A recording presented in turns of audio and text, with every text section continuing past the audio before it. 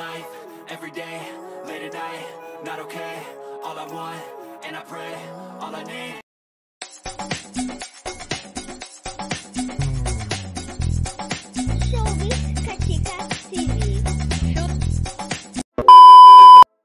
Hello mga kachika!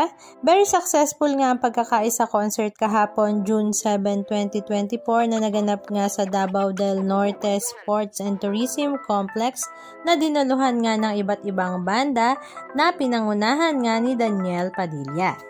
Ang nasabing pagkakaisa concert nga ay nagsimula ng alas 5 ng hapon, pero ito nga ay hindi lang basta concert dahil talaga namang inulan nga ang concert na ito, at kahit nga ito ay napakalakas na ulan ay show must go on, na talaga namang napakarami pa rin ang nakasuporta kay DJ para sa concert na ito.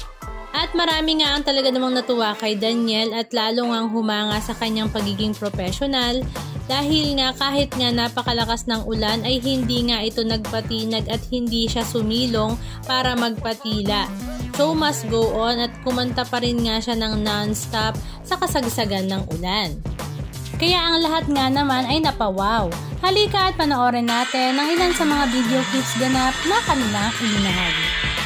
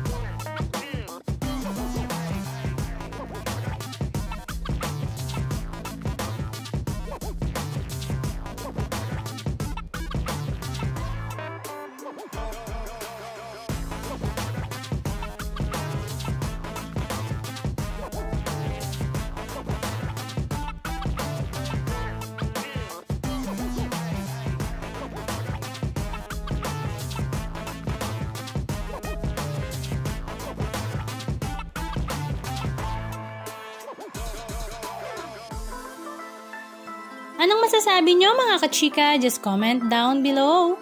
And please don't forget to subscribe. Thank you!